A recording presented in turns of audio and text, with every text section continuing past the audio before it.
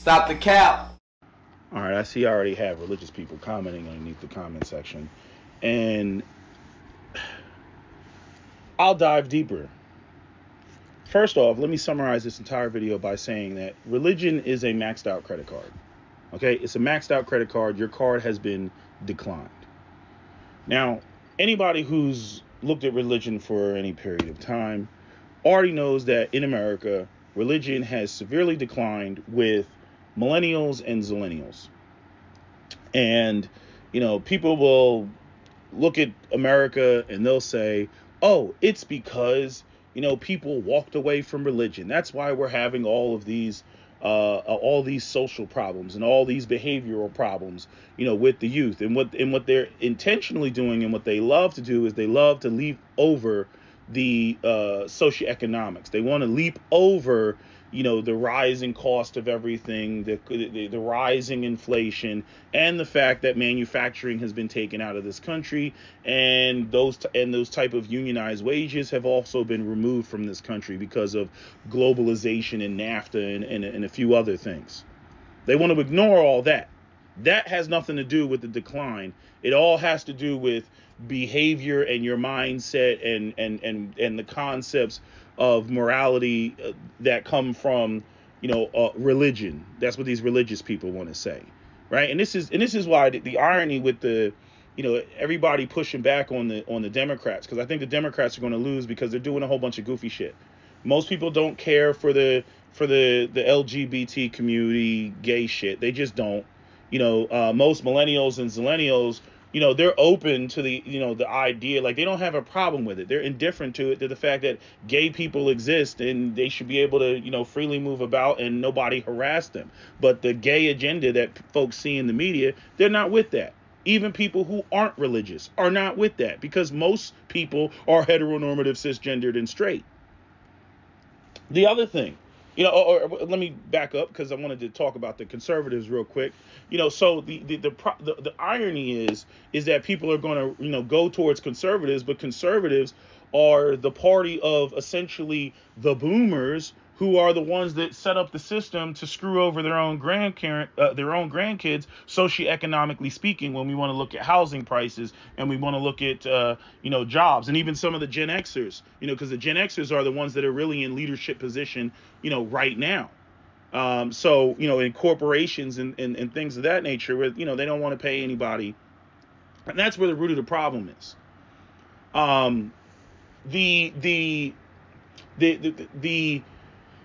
The dangling carrot, has been exposed, for the invisibility carrot that it is. And people are aware of that. The problem, the reason why young people are walking away from religion is because they realize how much religion has been weaponized. See, anytime somebody doesn't want to pay you, they want to start diving into behavior. They want to start diving into, all this abstract shit. And it's like, hey, where's my fucking money? Right? And they don't want to have that conversation. Just like Larry Elders did when he was up there talking to Van. Right? Notice how he brought up Judeo-Christian value. He brought that up multiple times. And way before he brought up, what we really need to do, since bringing fathers back in the home was such a priority for him, what we really need to do is find gainful employment for these young black men so that they can provide and take care of their families. Right? That's what we really need. And we got another problem in the background, which is all the, the feminism, which is also, being, backed and supported by, the left. And I'm saying, maybe the old world model, of men, being in the home and providing and marriage and everything. Because I've seen videos of people saying we live in a post-marriage society. And that's not men's fault, but you got even white women making videos talking about a man can't provide, for a family of four anymore, right? Which again goes back to the broken social contract between society, and specifically men. And so we also have this situation where feminism, like the women, they don't want leadership. What they want is they want to renegotiate the social contract where they somehow get the same male productivity out of the situation. So even if we had gainful employment for men, we would still have to contend with, what the roles are between men and women. That's another thing that has happened. Now, the religious people, they'll jump up and they'll say it's because these women walked away from religion. Like, again, their answer to everything is always because people walked away from religion. And I'm not saying that religion doesn't have any guardrails, but religion has no intellectual aspects to it. It's just like, oh, you should do this. Why? Because God says so. When there's actually real explanations as to why it's that way or why it needs to be that way. There's real world explanations for that. You don't need to go and be religious about, oh, why does a man need to be, head of the household? We could start with the woman won't respect him. We could start with women want to engage in hypergamy. We could start with only a man can teach his son how to go out there and compete against other men, whether in the community or outside the community, and the type of training that boys need and boys need to be taught, and the type of man that women need to see as girls in order to be comfortable with the concepts that they will be taken care of, right? And then be more comfortable with playing those roles. All these things are in place, but once you take the economic opportunities away, all of that falls apart. And what you all are trying to do is you're trying to like, it's like that building out there in California, the one that's like, or what is it, Seattle, Oakland, where's that building at? The one that's like leaning over and shit like that, right? That's like sinking into the ground, and you're trying to like hold this building up, with tethers and concrete reinforcements, when with religion, when the building's going to fall because of gravity, and the gravity in the world is the economics. If you do not have men who are gainfully employed, I don't care how much you sprinkle religion on it, you're still going to have problems. You're still going to have issues. Like, people will sit there and they'll be like, oh, look at Saudi Arabia. Saudi Arabia is what do you want to call it? Saudi Arabia is they're like crime free, right? And obviously, they have stiff punishments. People are sent to death a lot, right? America, is the only one that likes to throw people in prison because the people that throw them in prison make money off of throwing people in prison. But in these other countries, they just, execute those people. But that's not the main reason. The culprit is the fact that when you see places like when you see places like with the Sauds, and again, you're talking about, the Saudi, the Wahhabis, they get money from oil, they get money from every time people go to Hajj, in Mecca, right? They got the whole Muslim world literally at their feet. You go to Dubai, right? They've diversified their economy. All the people that are there are essentially rich. There's very few poor people that live there. And then the poor people that do, they hide, because those are like the construction workers that they get from India and Pakistan, to go build some shit. There's enough documentaries on YouTube about that shit. But you got execution on one side, and then you got the fact that, that most of the people disproportionately, live in this like upper 1%, of society. So when people try to make an argument about Saudi Arabia or make an argument about Dubai or Bahrain or Oman and all these other places, these oil rich, countries, right, that have a very small population, and other people, come there because it's in the middle of the globe to do business exchange and whatnot. And so you have a draw of essentially people who are just rich, and then only the poor people do the construction, and they're not even given citizenship. That's not a good example to use. So, where was I going with this? Religion has been weaponized.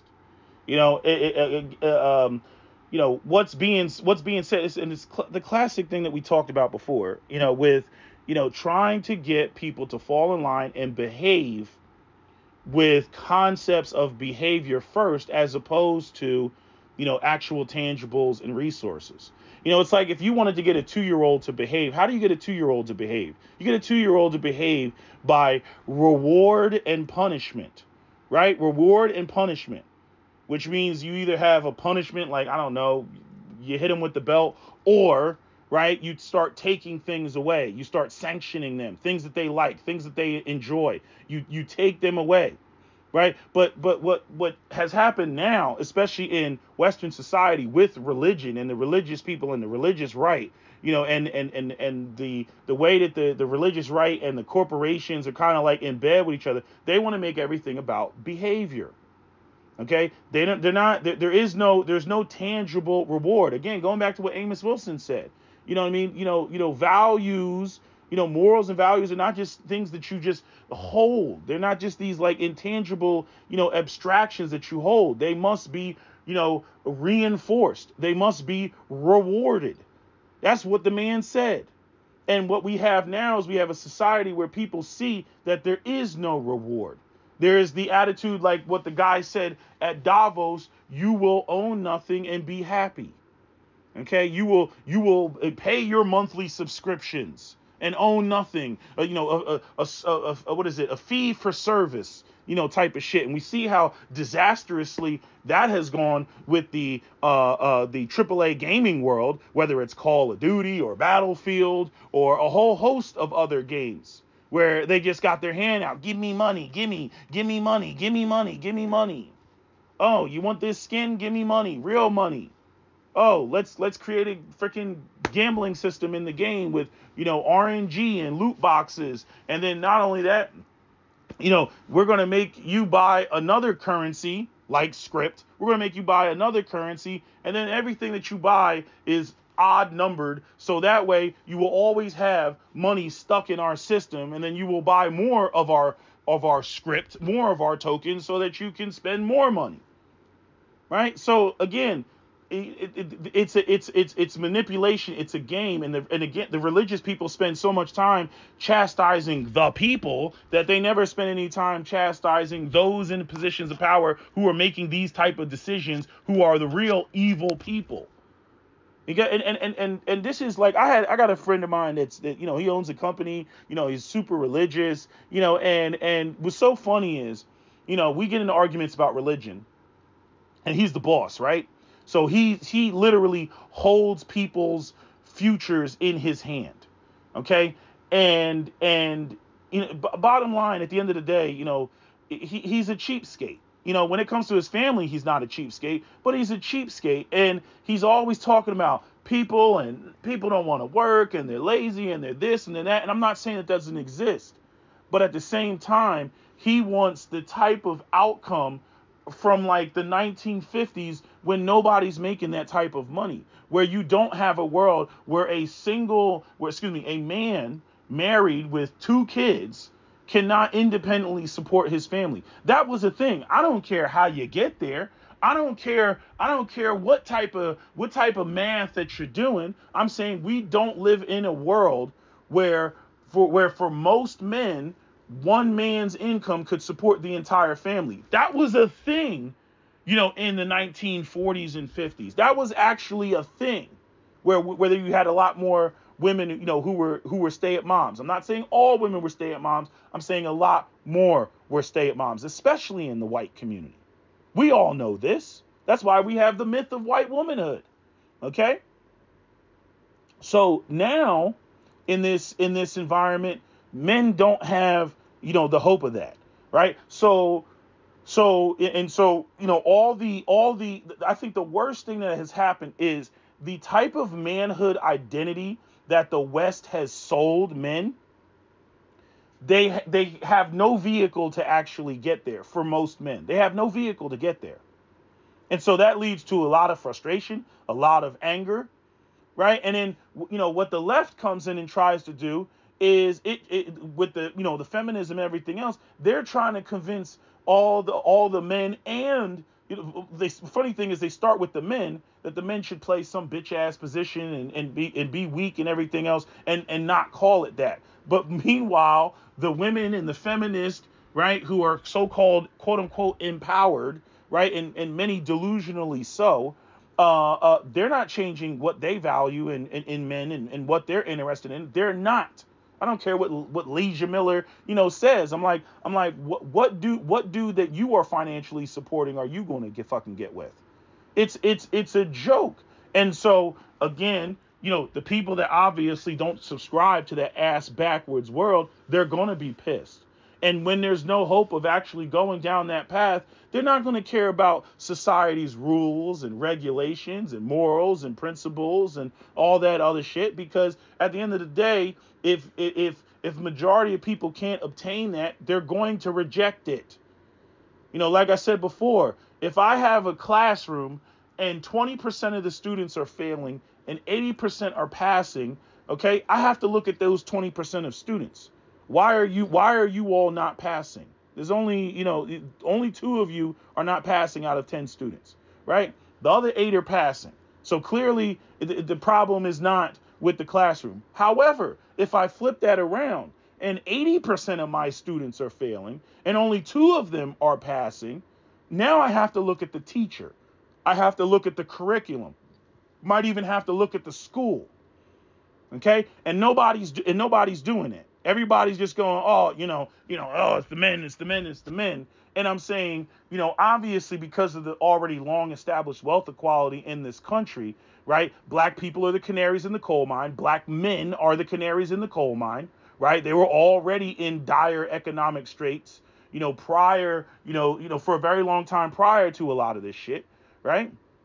Relative to, white men. And now you're starting to see the cracks, in white society, especially with white males, with self-deletion and fentanyl and drug abuse and all that sort of stuff. And even white women running around like Tommy Loren talking about they can't find anybody on their level, right?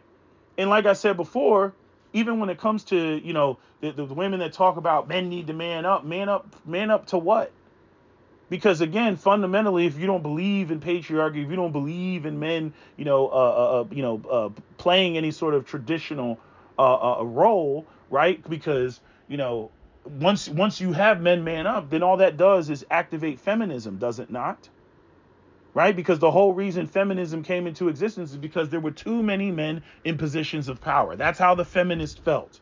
That men were in positions of power unfairly, unjustly, and women were being crushed by the patriarchy. So women wanted to be in positions of power. Women wanted to make the type of money that men make. Okay, so now we have more of that. But now that we have women who are making the type of money that men make, right, or men made, in the past or whatever it is, right, these women don't want to date down, right, and they want to date hypergamously. How can they date hypergamously if they fought to equalize themselves with men? They can't. So now we have this sexual reproductive mismatch in the markets because people wanted to sit there and they wanted to fuck with the dials. And so, we have that on one end, and then on the other end, we have the, obviously the socioeconomics where, again, going back to Lee Jamiller, what did she say in the video? She didn't say white men don't have the willpower to go out there and provide for a family of 4. No, she said they can't. She used the word can't. This is a white woman. I'm talking to you, all you divestors. Okay? She said they can't. That day is over because, all of the socioeconomic factors, let feminists tell it, are in their favor. When in reality, no, it's not in your favor. This is the beginning of the end. And y'all don't see that because women, with their lack of fucking logic and critical thinking and emotionalism and lack of accountability, they don't see it. I'm like, yeah, give it some more time and the white community is going to start looking like the black community. Give it a little bit more time. You're going to start seeing white boys join not only militias, white supremacist groups, gangs, or whatever. You're going to start seeing that. Okay, you're going to start seeing way more illegal activity, just like we've seen over the last, year, with rings of, catalytic converters, being stolen. Why don't you go on Google and take a look at the faces of those that were stealing catalytic converters? Why don't you go look at the organizations that were running the catalytic? We just had they had a $2 million sting, in the city of Philadelphia. Ain't no black face to be found. So again, people got to eat. Friggin' survival waits for no one. But again, the religious people, y'all want to come through and you want to talk about, people get right with God, getting right with God. And I'm saying you can't even prove that. just think about what is being said here. That if everybody fell in line and got right with Jesus, right, that economic opportunities would suddenly magically fall out of the sky. When again, a friend of mine that owns a company, if he wants to fire somebody, they're fired. That employee can sit at home, do his little Mary prayer hands. He can talk to God all he wants, and decisions are being made behind closed doors as to who they're going to cut, and these are financial decisions. We got to cut Bob, and we got to cut Jim, and we got to cut Sally, because we got to figure out how to save, whatever, $125,000, in the third quarter. Okay, that's what they're doing. That's how the decisions are being. Like y'all like you're so many steps away, and this is the whole problem. You go right to God, like God is going to solve everything, and you completely ignore the fact that your hands are in your future, your life is in the hands of the banks and the corporations and the manager at your job and the how the economy is moving, right? These are the things that directly impact you, not God. You know what I'm saying? And again, the whole concept, it doesn't even make sense when you have so many people on planet Earth sitting around praying for different things that are diametrically opposed to one another. If I have two people who are Christians who are trying to get a position at a job and there's only one spot for that job, somebody's going to be out of a job. This is where the Christians jump up and they say, maybe that's not God's plan. And God's plan is, okay, so what if God's plan is for them to be homeless? See, nobody ever thinks about this. What if God's plan is for them to have nothing? Nobody ever thinks about this. I say again, one of my biggest my gripes with religion is people talk about the power of prayer, right? Especially black people, but yet there were black people who were born slaves and died slaves and prayed every day for freedom, and it didn't happen for them. And you completely ignore that. But yet everything's going to happen for you. You're going to win the lottery tomorrow. You're going to get that 6-figure job. You're going to get that BMW that you want. All of this will manifest through prayer, right? And then you got to think about how diametrically opposed even that is to the people that talk the hard work rhetoric. I'm like, okay, if it's all about hard work, what are you praying for? And then you'll have the people that try to hit you with like the 25% like rule. They're like, well, it's 75% hard work and it's 25% prayer. I leave that up to God, right? Like they start trying to use all type of mental gymnastics when it comes to the shit, right? Like you got to understand, like when you have two opposing nations, like let's say the Muslim world and the Christian world. I know they encompass more than one nation, but I'm saying whether it's one nation or whether it's multiple nations, I'm saying obviously right now with BRICS and all that other shit, what the Muslims in Saudi Arabia are praying for when it comes to their socioeconomic flourishing is the complete opposite of what Western American Christians are praying for when it comes to America socioeconomics. It's completely different. They're diametrically opposed, right? And so if let's just say if BRICS and Russia and all that other shit, let's say that Saudi Arabia just becomes the next world superpower for whatever reason, okay? They're killing it and everything else. Are you all going to say that was ordained by God and that the true God, the true one and only God is Allah?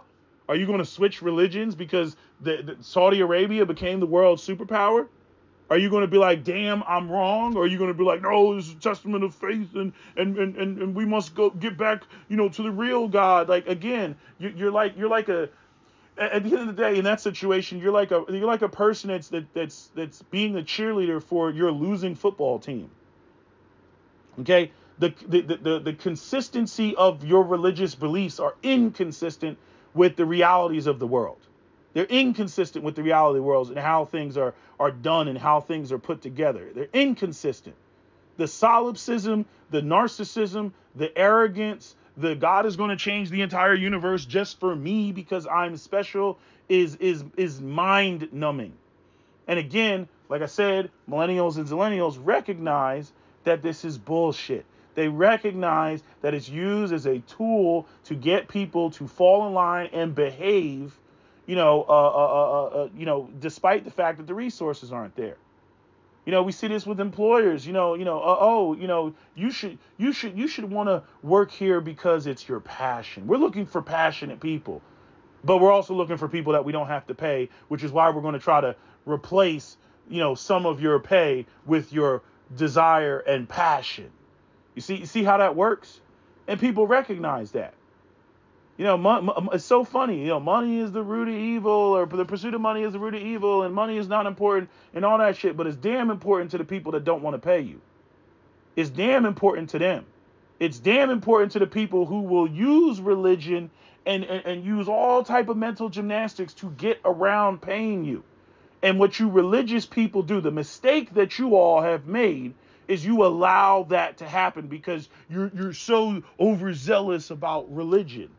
You so want religion to be the primary source of everything that you ignore that when people don't have the resources, and the ability to provide for oneself, all of that is going to crumble. Because at that reality, you got to recognize that it's bullshit, and you don't want to recognize that. You want to sit there and be like, no. And I know why you do it, because you've already invested so much time in it. You've invested years of your life in religion and that book. And to walk away from it would feel like a major waste of your time. And you'd be like, damn. And you know what happens immediately after that, after you've done spent so much time in religion and you walk away, the anger sets in. It'll come. It'll come. And you start getting really pissed off because of all the people in your life that led you astray and told you, it's all about this and all about that.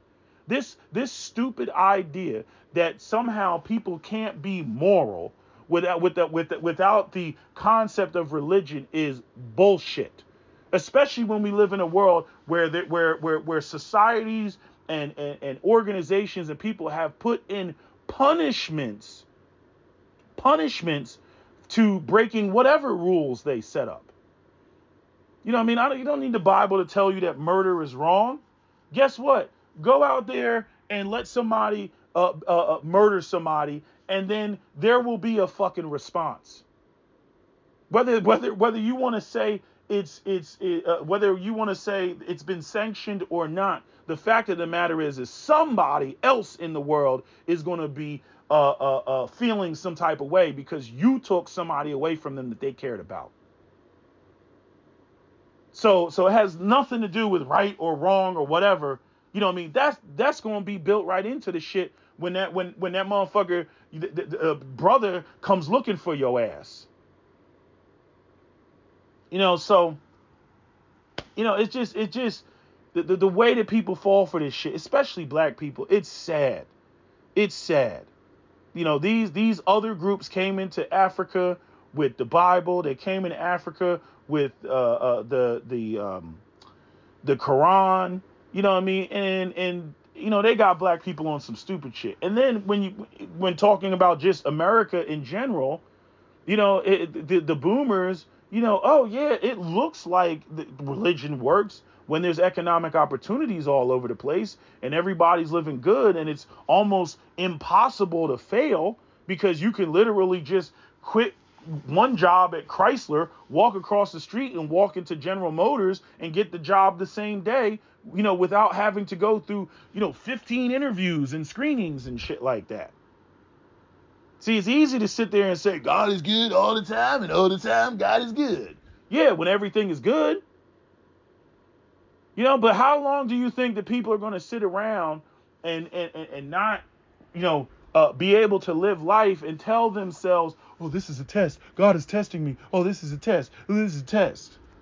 When again, you got people sitting behind oak desks making decisions that are so far removed from you, that you can't see it. There's people right now that are working a job and they're making plans. I'm going to retire. I'm going to take a vacation. I'm going to do this. I've worked hard my whole life, blah, blah, blah, blah, blah. And there's somebody, sitting at an oak desk, talking about, on some Richard Gere shit, talking about, selling the company and chopping it up into pieces and selling off the pieces. Okay, and all those workers are going to lose their fucking jobs. Just like what was that shit that Tucker Carlson did? He did it, and it's like one of the few times that it was a kick-ass video, but where he was talking about what was the guy's name? I think his name was Cohen.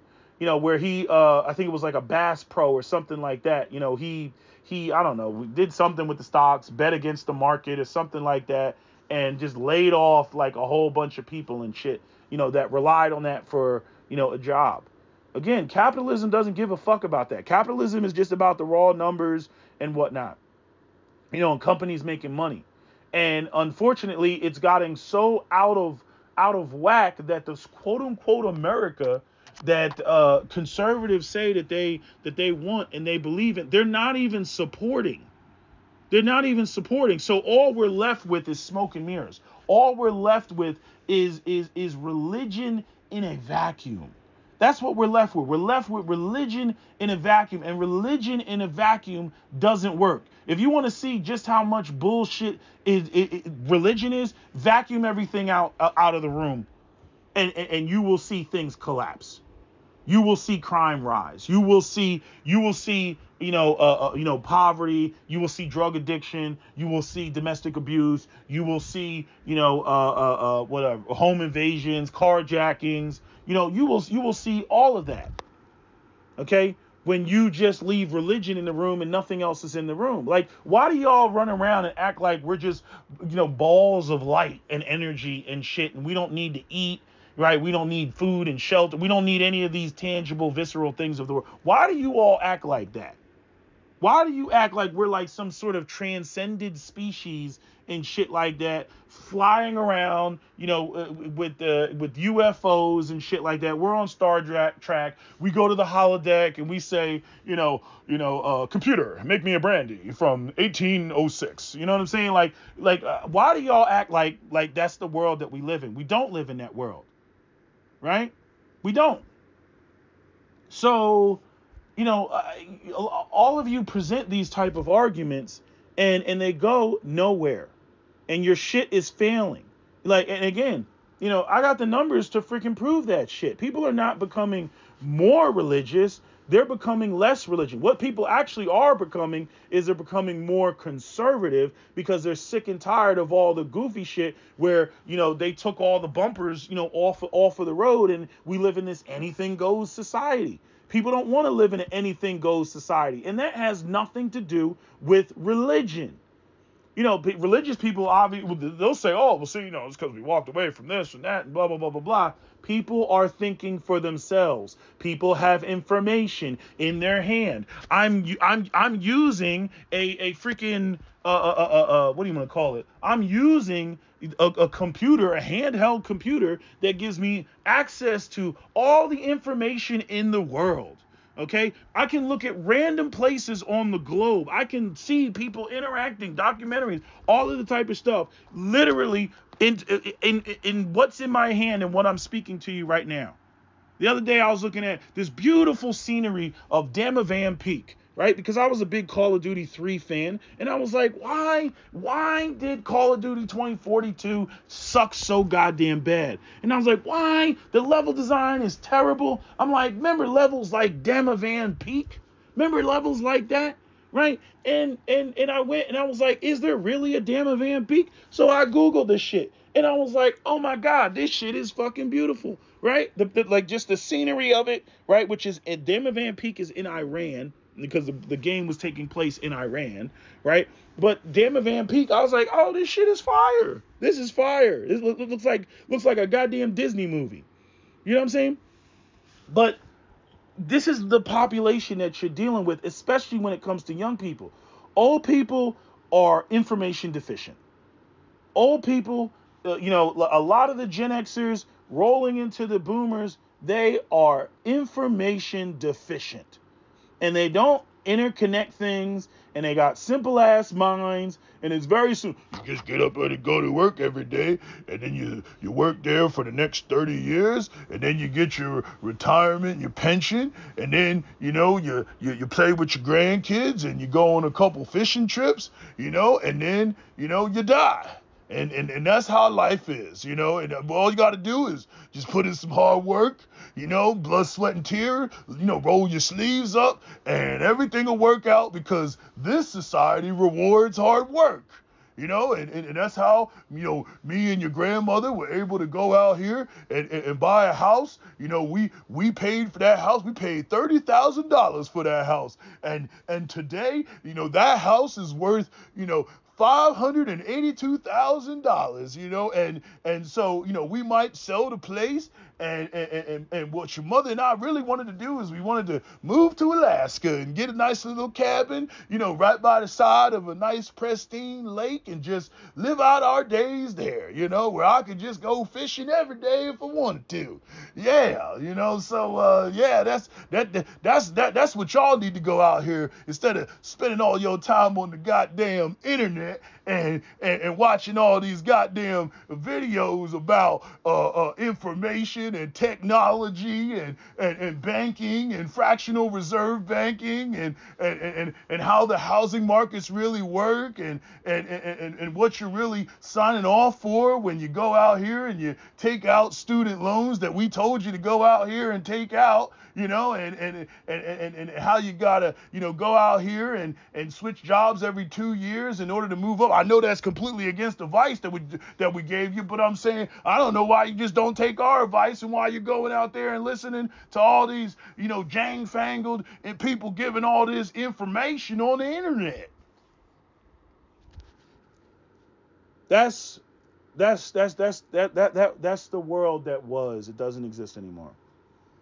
And that's why you got all these simplistic minded older people, that live in fucking, the fantasy world about what young people have to go through and experience. It's just like how, men will say, like women will say chivalry is dead, and the men will respond, and feminists killed it. Right? Yeah. And religion is dead, and it's like, the millennials and the millennials' response, and boomers killed it. Boomers killed it. Because they completely wiped out, the hope for an entire generation. So anyway, that's my video, SWPL. Don't forget to comment, share, like, and subscribe.